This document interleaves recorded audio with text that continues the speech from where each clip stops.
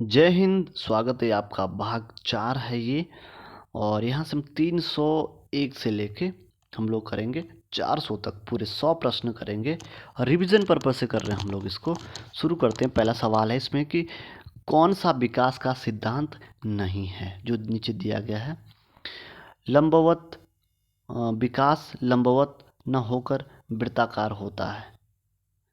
इसमें क्या पूछा है, इसमें जो नहीं है।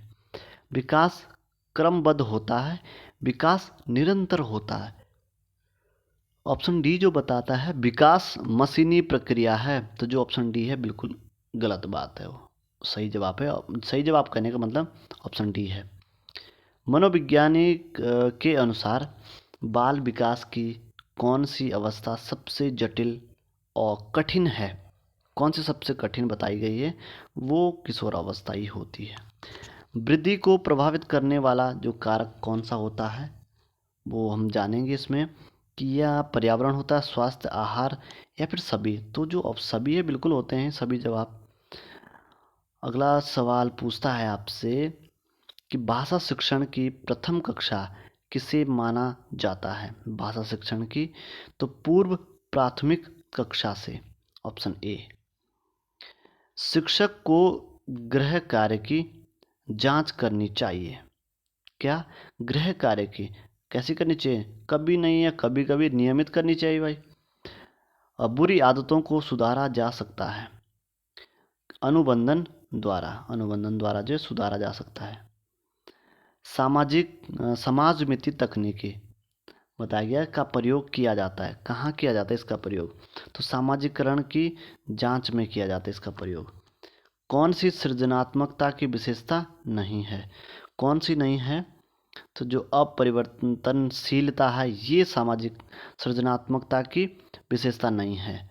बाकी मौलिकता हो गया और उत्पादकता नवीन ज्ञान की खोज थे, तो पता ही लग रहा आपको बिल्कुल है तीनों।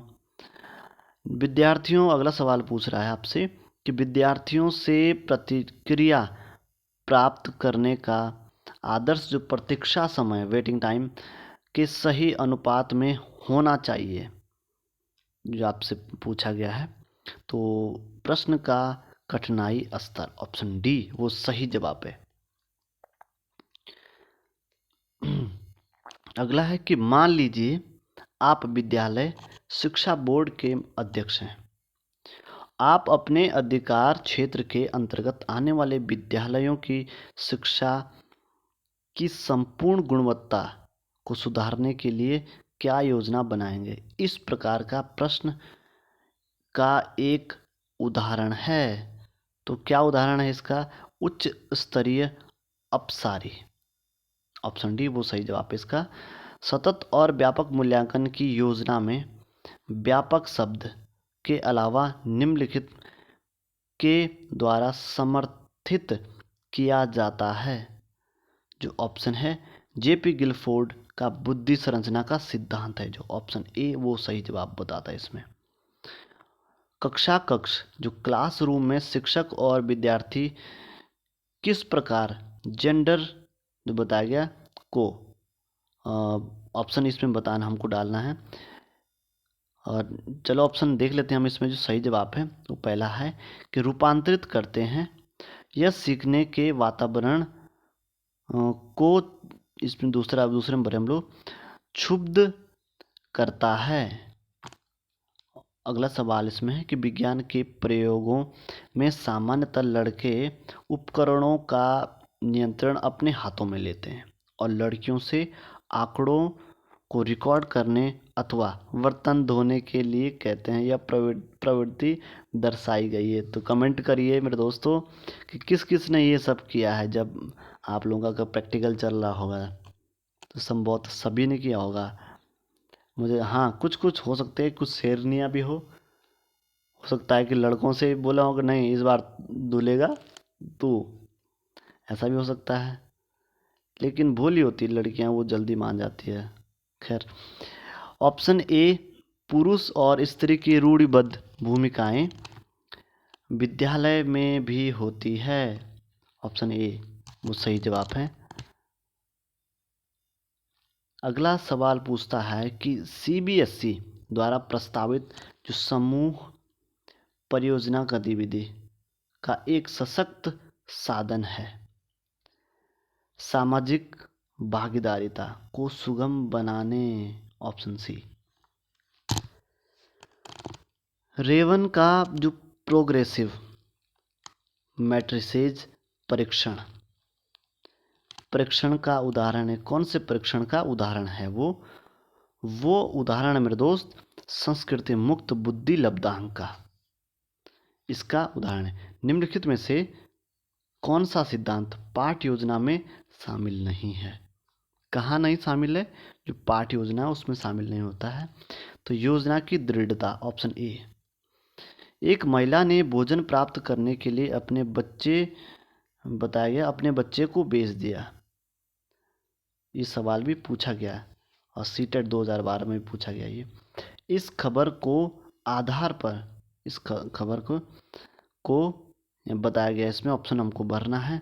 तो पदानुक्रमिक आवश्यकताओं का सिद्धांत आधार पर अच्छी तरह समझा जा सकता है। Option D. बहुत बढ़िया सवाल है ये। बुद्धि लब्धांक जो आईक्यू के आधार पर विभिन्न समूहों में विद्यार्थियों का वर्गीकरण उनकी स्वगरिमा को हमने इसमें भरना है तो घटाता है और उनके शैक्षणिक जो निष्पादन है, एकेडमिक परफॉर्मेंस है, को प्रभावित नहीं करता है। ऑप्शन बी वो सही है जवाब। अगला इसमें कि जॉन डेवी द्वारा समर्थित जो लैब यानी कि विद्यालय के उदाहरण हैं वो है प्रगतिशील विद्यालय।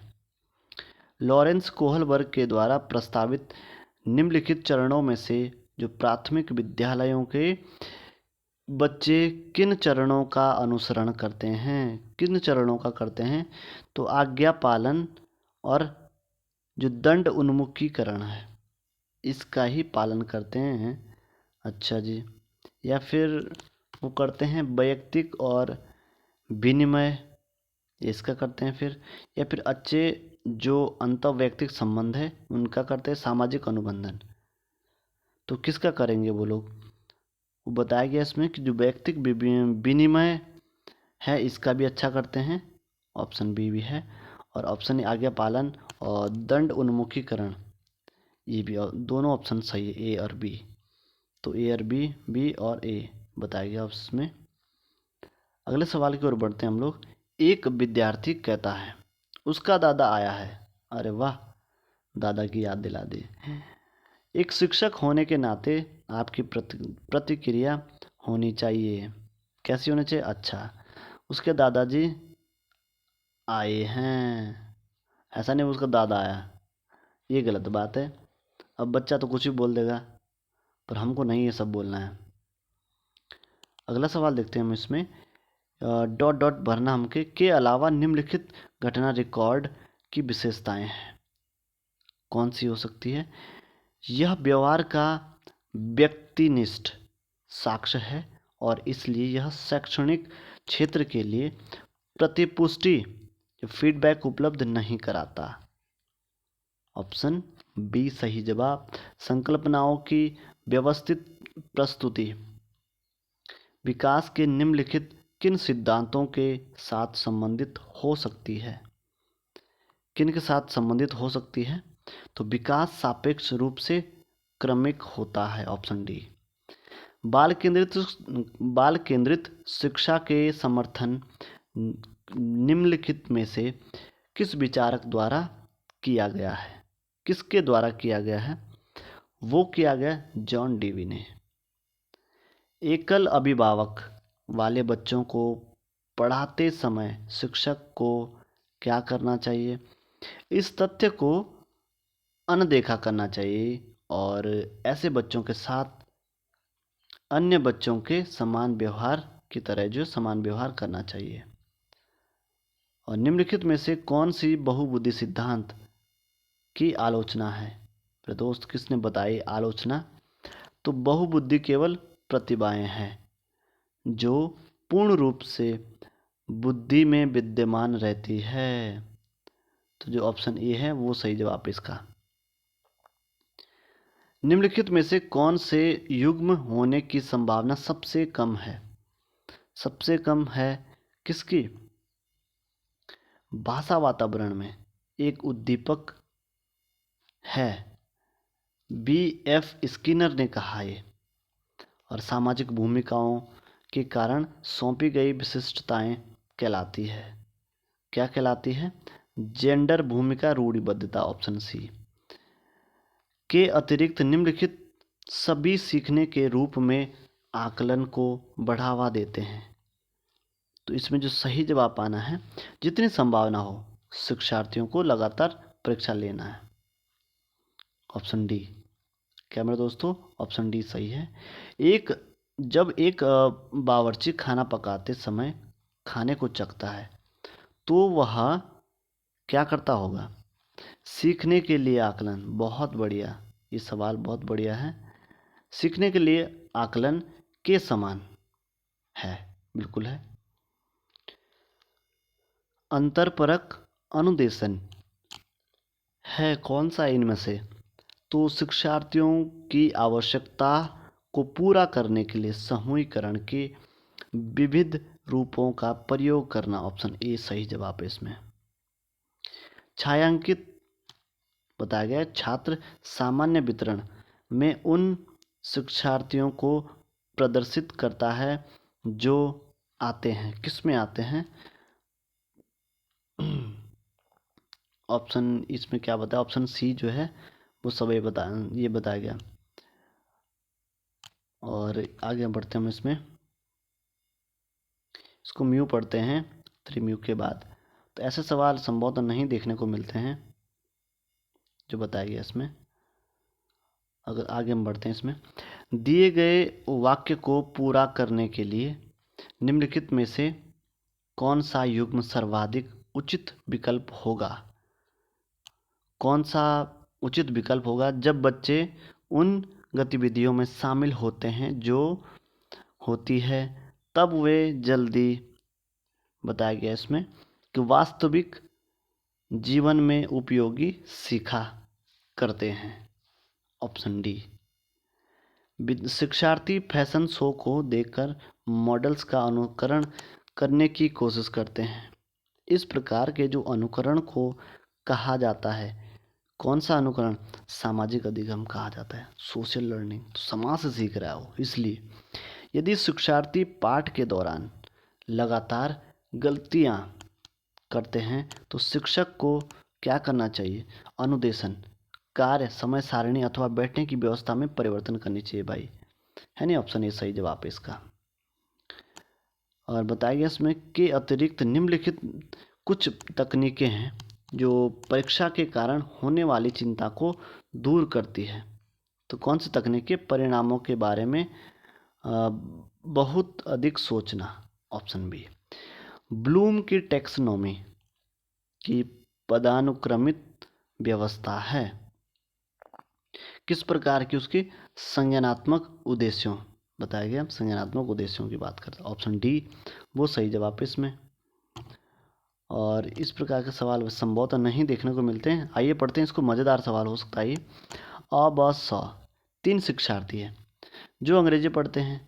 अ को यह विषय रोचक लगता है और वह यह सोचता है कि यह उसके भविष्य में सहायक होगा।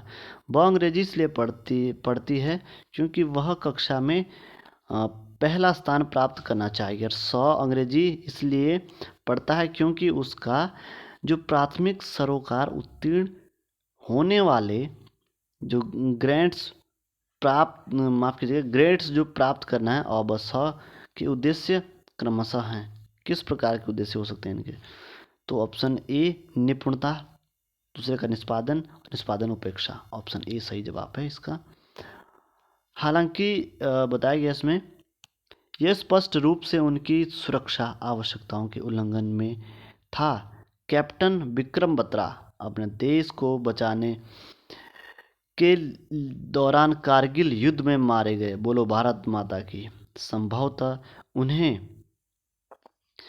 बहुत बड़ी बात है, आज हमारे देश इस वीर जवान का नाम आया, वीर सपूत, वीर योद्धा का नाम आया है। आत्म सिद्धि की प्राप्ति, ऑप्शन बी वो सही जवाब इसका। इसी में भारत माता की जय का वंदे मातरम। और इसमें हमको भरना है के द्वारा निपुणता अभिविन्यास को प्रोत्साहित किया जा सकता है। तो जो ऑप्शन ए देखते हैं हम इसमें, शिक्षार्थियों की व्यक्तिगत प्रयासों पर ध्यान केंद्रित करने, ऑप्शन ए। निम्न में से किसका मिलान उचित है? तो जो इसमें ऑप्शन सी दे रहा है सामाजिक विकास वातावरण है, इसका मिलान उचित बताया गया है। इसमें बताया गया है कि के अतिरिक्त निम्नलिखित सभी तथ्य संकेत करते हैं कि बच्चा कक्षा में संवेगात्मक और सामाजिक रूप से समायोजित है। तो हम उम्र साथियों के साथ प्रतियोगिता पर दृढ़तापूर्वक ध्यान केंद्रित करना, जो ऑप्शन डी है वो सही जवाब बता रहा है इसका। सामाजिकरण में निम्नलिखित है सांस्कृतिक संचरण और कौन सा हो सकता है इसमें बताया गया है इसमें। और दूसरा हो सकता है व्यक्ति का व्यक्तित्व विकास करना। कर्नेल सिंह कानून कार्यवाही तथा खर्चों के बावजूद आयकर नहीं देते हैं। वे सोचते हैं कि वे एक भ्रष्ट सरकार को समर्थन नहीं दे सकते जो अनावश्यक बांधों के निर्माण पर लाखों रुपए खर्च करती है। वे संभवतः कोहल वर्ग के नैतिक विकास की किस अवस्था में है? तो किस अवस्था में हो सकता है कोहल वर्ग की? तो पश्चिम परंपरा पर, ऑप्शन बी वो सही जवाब इसका। जो बुद्धि सिद्धांत बुद्धि में सम्मिलित मानसिक प्रक्रियाओं और बुद्धि द्वारा लिए जा सकने वाले विविध रूपों को शामिल करता है वह क्या है? आप देखेंगे इसमें स्टर्नबर्ग का बुद्धिमत्ता का जो त्रितंत्र सिद्धांत है उस पर। निम्नलिखित में से कौन सा लक्षण किसी मापक उपकरण के लिए सर्वाधिक वांछनीय है? तो जो ऑप्शन ए है विश्वसनीयता वो सही है। थर्स्टन और लिकर्ट निम्न में से किसके मापन से संबंधित है? किसके मापन संबंधित है? वो अभिवृत्ति से। उत्सुकता परीक्षण निम्न में से किसका घटक है? सृजनात्मकता का घटक है। ऑप्शन ए सही जवाब इसका। निम्न में कौन सृजनात्मकता से संबंधित नहीं है? क्या बताया गया है कि सृजनात्मकता से संबंधित नहीं है? तो मितव्ययिता, ऑप्शन सी। बुद्धिलब्धि के संबंध में क्या सही है? कौन सा सही है? कलानुक्रमिक आयु से व्युत्क्रमे संबंधित, ऑप्शन सी। बताया गया कि 16 पीएफ का प्रयोग किसके मापन हेतु किया जाता है? 16 पीएफ जिसको बोलते हैं, किसके लिए प्रयोग होता है इसका? तो व्यक्तित्व के लिए। बुद्धि का तरल जो मोजेक मॉडल किसने दिया बुद्धि का तरल मोजेक मॉडल? तो ये दिया है कैटल ने। बच्चे के संज्ञानात्मक विकास हेतु उत्तम स्थान है वह विद्यालय के कक्षा का वातावरण, ऑप्शन डी। कौन सा कारक स्मृति से संबंधित नहीं है? तो कौन सा नहीं है? अनुभूति, ऑप्शन डी। प्रधानाध्यापक या वरिष्ठ शिक्षक के लिए विद्यालय में कौन सी नेतृत्व शैली बेहतर है? तो कौन सी है? प्रजातांत्रिक नेतृत्व। ये सवाल पूछा गया कई बार। मानसिक स्वास्थ्य के नियमों को खोजना और बनाए रखना अध्ययन का केंद्र बिंदु है। किसका अध्ययन का केंद्र बिंदु है? वह ड्रेवर का। चेक तथा कार्ड को निम्न में किस में वर्गीकृत किया जा सकता है? किस में वर्गीकृत किया जा सकता है? बौद्धिक खेल में, ऑप्शन बी। मनोवैज्ञानिक के अनुसार बुद्धि जो बुद्धि है वो क्या? ए और बी दोनों, ऑप्शन डी। थॉर्नडाइक के व्यक्तित्व के वर्गीकरण का आधार है वो चिंतन तथा कल्पना, ऑप्शन डी। विकास के किस काल को अत्यधिक दबाव और तनाव का काल कहा गया है? Option D. ऑप्शन इसमें कौन सा हो सकता है? ऑप्शन किशोरावस्था का, ये दवा तूफान का जो भी है ये वही होता है, किशोरावस्था। कर्ट लेविन के अनुसार समूह में जो परिवर्तन होते हैं उन्हें क्या कहते हैं? गतिशीलता कहते हैं। मानसिक स्वास्थ्य और बताया गया दूसरा कि समायोजन में घनिष्ठ संबंध है, मानसिक स्वास्थ्य और समायोजन में। बुद्धि के द्विखंड सिद्धांत, two factor theory of intelligence का प्रतिपादन किसने किया? तो ये गिलफोर्ड ने किया है। पूर्व विद्यालय में पहली बार आया बच्चा मुक्त रूप से चिल्लाता है। 2 वर्ष पश्चात वही बच्चा जब प्रारंभिक विद्यालय में पहली बार आता है तो उसका तनाव चिल्लाकर व्यक्त नहीं करता। वह जो अपना तनाव जो है चिल्लाकर नहीं व्यक्त करता है, अपितु उसके कंधे व गर्दन की पेशियां तन जाती है। इस व्यवहारिक परिवर्तन का क्या सैद्धांतिक आधार हो सकता है? तो इसमें हो सकता है ऑप्शन है विभेद व एकीकरण सिद्धांत के लक्षण, ऑप्शन ए सही जवाब। निम्नलिखित में कौन सा कथन सही है? कौन सा कथन सही है? तो आनुवांशिक बनावट व्यक्ति की परिवेश की गुणवत्ता के प्रति प्रत्युरात्मक को प्रभावित करती है, ऑप्शन बी। आगे हम इसमें बढ़ते हैं और अगला इसमें पता क्या पूछता है? वो पूछता है कि कौन सा वाइगोत्स्की के सामाजिक सांस्कृतिक सिद्धांत पर आधारित है। मेरे दोस्तों बहुत बढ़िया सवाल है और वो है पारस्परिक शिक्षण का। एक शिक्षिका अपनी कक्षा से कहती है, क्या कहती है? कि सभी प्रकार के प्रदत्त कार्यों का निर्माण इस प्रकार किया गया है कि प्रत्येक विद्यार्थी अधिक प्रभावशाली ढंग से सीख सकें। अतः सभी विद्यार्थी बिना किसी अन्य की सहायता से अपना कार्य पूर्ण करें। वह कोलबर्ग के किस नैतिक विकास के चरण की ओर संकेत कर रहा है? तो जो वो संकेत कर रहा है वो ऑप्शन बी है, औपचारिक चरण 4 कानून और व्यवस्था के ऊपर। प्रगतिशील शिक्षा के संदर्भ में निम्नलिखित में से कौन सा कथन जॉन डीवी के अनुसार समुचित है?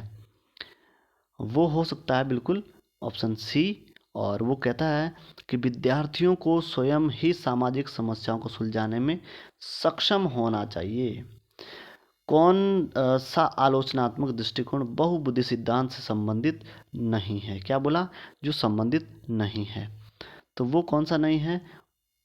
प्रतिभाशाली विद्यार्थी प्रायः एक क्षेत्र में ही अपनी विशिष्टता का प्रदर्शन करते हैं, ऐसा नहीं है, है नहीं? ऑप्शन डी सही जवाब है। बोला कि नहीं है। जो बहुबुद्धि सिद्धांत को वैध नहीं माना जा सकता है क्योंकि विशिष्ट परीक्षणों के अभाव में भिन्न बुद्धियों का मापन संभव नहीं है। तो ऑप्शन बी इसका सही जवाब है। अगला देखते हैं हम लोग इसमें। कक्षा में जो विद्यार्थियों के व्यक्तिगत विभेद लाभकारी हैं क्योंकि ये विद्यार्थियों की संज्ञानात्मक संरचनाओं को खोजने में अध्यापकों को प्रवृत्त करते हैं। जो ऑप्शन ए है वही इसका सही जवाब है। विद्यालय आधारित आकलन प्रारंभ किया गया था ताकि सभी विद्यार्थियों के संपूर्ण विकास को निश्चित किया जा सके। ऑप्शन सी वो सही जवाब है। निम्नलिखित में से कौन सा एक अन्य विकल्पों से संबंधित जो संबंध वो नहीं है, उनसे संबंधित नहीं है? तो वो है स्व आकलन के कौशल को प्रतिमानित करना, ऑप्शन ए। यदि एक विद्यार्थी विद्यालय में लगातार निम्नतर श्रेणी प्राप्त करती है तो उसके जो अभिभावक को उसकी सहायता हेतु परामर्श दिया जा सकता है कि वह अध्यापकों की घनिष्ठ संगति में कार्य करे। ऑप्शन बी वो सही जवाब है इसका। एक अध्यापक उस बच्चे के साथ परामर्श करते हैं जिनकी निष्प्रत्यात्मक प्रगति एक दुर्घटना के पश्चात अनुकूल नहीं है। निम्नलिखित में से कौन सी प्रक्रिया विद्यालय में परामर्श के लिए सबसे बेहतर हो सकती है? सबसे बेहतर कौन सी हो सकती है?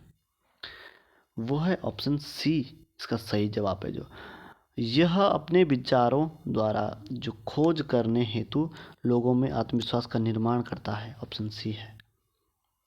संज्ञानात्मक विकास निम्न में से किसके द्वारा समर्थित होता है?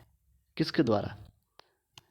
एक समृद्ध और विविधतापूर्ण वातावरण उपलब्ध कराना, ऑप्शन सी सही जवाब इसका। मानव विकास है, जो मानव विकास है वो कैसा है? वो मात्रात्मक और गुणात्मक दोनों है, ऑप्शन डी सही जवाब इसका। प्रकृति पोषण विवाद निम्नलिखित में से किससे संबंधित है? प्रकृति पोषण, बहुत बढ़िया सवाल है ये, और वातावरण और जीव विज्ञान से संबंधित है। कौन सी सामाजिकरण की निष्क्रिय एजेंसी है? ये बहुत बार, बहुत ज़्यादा, इसमें स्टार लगा लो, ये छप जाएगा बिल्कुल पेपर में। सामाजिकरण की निष्क्रिय एजेंसी कौन सी होती है? सवाल पूछा भी गया है। और सार्वजनिक जो पुस्तकालय है वो इसमें निष्क्रिय एजेंसी हो जाएगी। बाकी स्वास्थ्य क्लब, इको क्लब और परिवार, ये सभी हो सकती है। वाइगोत्स्की के सिद्धांत में विकास के निम्नलिखित में से कौन से पहलू की अपेक्षा होती है? तो जो सी है जैविक, इसकी होती है। और 1 वर्ष तक के शिशु जब आँख, कान व हाथों से सोचते हैं, तो निम्नलिखित में से कौन सा स्तर शामिल होता है? तो इंद्रिय जनित गामक स्तर। रिया कक्षा में पिकनिक तय करने हेतु ऋषभ से सहमत नहीं है। वह सोचती है कि बहुमत के अनुकूल बनाने के लिए नियमों का संशोधन किया जा सकता है। यह सहपाठी विरोध पियाजे के अनुसार निम्नलिखित में से किससे संबंधित है? तो वो ऑप्शन डी इसका सहयोग की नैतिकता। निम्न में से कौन सा स्टर्नबर्ग का बुद्धि का त्रिस्तरीय सिद्धांत का एक रूप है? तो वो व्यवहारिक बुद्धि बताया गया मेरे दोस्त, इसमें व्यवहारिक बुद्धि, ऑप्शन ए। किसने सबसे पहले बुद्धि परीक्षण का निर्माण किया? ये तो खैर बहुत लड्डू सवाल है, और एल्फ्रेड बिने ने, ऑप्शन ए। ध्वनि संबंधी जागरूकता निम्नलिखित में से किस क्षमता से संबंधित है? ध्वनि संरचना पर चिंतन करना व उसमें हेरफेर करना, ऑप्शन ए सही जवाब है इसका। कक्षा कक्ष में लिंग विभेद जो बताया गया, लिंग विभेद वो शिक्षार्थियों के ह्रासोन्मुख प्रयासों अथवा निष्पादन का कारण बन सकता है, ऑप्शन बी वो सही जवाब है इसमें। आगे हम इसमें बढ़ते हैं। और एक शिक्षक कक्षा के कार्य को एकत्र करता है और उन्हें पढ़ता है, उसके बाद योजना बनाता है और उस अपने अगले पाठ को शिक्षार्थियों की आवश्यकताओं को पूरा करने के लिए समायोजित करता है, वह बताया गया इसमें। तो सीखने के लिए आकलन, ऑप्शन सी जो है वो इसका सही जवाब है। सीखने के लिए आकलन कर रहा है। वे शिक्षक जो विद्यालय आधारित आकलन के अंतर्गत कार्य करते हैं, बताया गया इसमें। और वे शिक्षक जो विद्यालय आधारित आकलन के अंतर्गत कार्य कर रहे हैं, व्यवस्था के लिए स्वामित्व की भावना रखते हैं, ऑप्शन डी है वो बिल्कुल इसका सही जवाब दे रहा है। और ग्रेड अंकों से कैसे अलग है? यह प्रश्न निम्न में से किस प्रकार के प्रश्नों से संबंध रखता है? किस प्रकार के प्रश्नों से संबंध रखेगा ये? एक विश्लेषणात्मक, ऑप्शन बी। और निम्नलिखित में से कौन सा एक उपयुक्त रचनात्मक आकलन कार्य नहीं है? तो रचनात्मक आकलन कार्य कौन से? विद्यार्थियों का योग्यता क्रम निर्धारित करना। एक प्रभावशाली अध्यापिका होने के लिए यह महत्वपूर्ण है। क्या? प्रत्येक बच्चे के संपर्क में रहना, ऑप्शन डी। लड़कों और लड़कियों के विषय में कुछ कथन नीचे दिए गए हैं, आपके अनुसार इनमें से कौन सा सही है? तो कौन सा सही है? लड़कों को घर के कार्यों में सहायता करनी चाहिए, ऑप्शन बी। भाई कभी भांडे भूंडे भी ज़रा चमका देने चाहिए लड़कों को। और शिक्षार्थियों के ज्ञान अर्जन में सहायता करने के क्रम में अध्यापकों को किस पर ध्यान केंद्रित करना चाहिए? किस पर ध्यान केंद्रित करना चाहिए? उस शिक्षार्थी को सक्रिय सहभागिता के लिए शामिल करना। ऑप्शन सी वो सही जवाब है इसमें। शिक्षण में अध्यापकों के द्वारा शिक्षा विद्यार्थियों का आकलन इस अंतर्दृष्टि को विकसित करने के लिए किया जा सकता है। इसका ऑप्शन सी देखेंगे हम लोग, सही जवाब है कि शिक्षार्थियों की आवश्यकता के अनुसार शिक्षण उपागम में परिवर्तन करना, यही जिसका सही जवाब है। बच्चों को शाब्दिक या गैर शाब्दिक दंड देने का परिणाम होता है, क्या परिणाम होता है? उनके स्वयं के प्रति अवधारणा को नष्ट करना, है नहीं, ऑप्शन डी। और निम्नलिखित में से कौन प्रारंभिक बाल्यावस्था अवधि के दौरान उन भूमिकाओं एवं व्यवहारों के बारे में जानकारी प्रदान करते हैं जो एक समूह में स्वीकार्य है? तो माता पिता और भाई बहन, ऑप्शन डी वो सही जवाब है इसमें। निम्नलिखित में से कौन सा आयु समूह परिवर्ती बाल्यावस्था श्रेणी के अंतर्गत आता है? तो इसमें जो सही जवाब है 6 से 11, ये बाल्यावस्था की श्रेणी में आता है। और आजर्व तर्क देता है कि भाषा विकास व्यक्ति के नैसर्गिक प्रवृत्ति से प्रभावित होता है, जबकि सोनाली महसूस करती है कि यह परिवेश से प्रभावित होता है। आजर्क और सोनाली के बीच यह चर्चा किस विषय में है? किस विषय में चर्चा है? तो प्रकृति तथा पालन पोषण पर वाद विवाद। अगला सवाल इसमें, अध्यापिका ने एक कमेटी के प्रधान को सभापति के स्थान पर सभाध्यक्ष लिखा। यह संकेत करता है कि अध्यापिका, बताइए इसमें, एक लिंग मुक्त भाषा का प्रयोग कर रही है। बहुत बढ़िया, ऑप्शन सी सही जवाब है इसका। और 400वां इसमें देखिए मेरे दोस्तों, अंतिम वाला सवाल है, ये है कि सतत और व्यापक मूल्यांकन किस लिए आवश्यक है? किस लिए आवश्यक होता है? तो ये आवश्यक, माफ़ कीजिएगा, इसमें 2 ही ऑप्शन दे रखे हैं, तो यार इसमें पूरा तो ऑप्शन है नहीं। चलो आने वाले पार्ट्स में देखेंगे हम इस सवाल को दोबारा एक बार। तो यहीं तक रहने देते हैं हम लोग।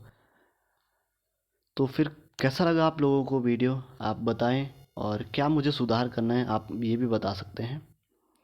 और ये रिवीजन पर्पज़ से बनाई गई है, आप इसको 1 से 2 बार अगर देखेंगे तो आपको अच्छा अनुभव हो जाएगा। चाहे आप यूट्यूब से अपनी स्पीड बढ़ा सकते हैं सुनने की।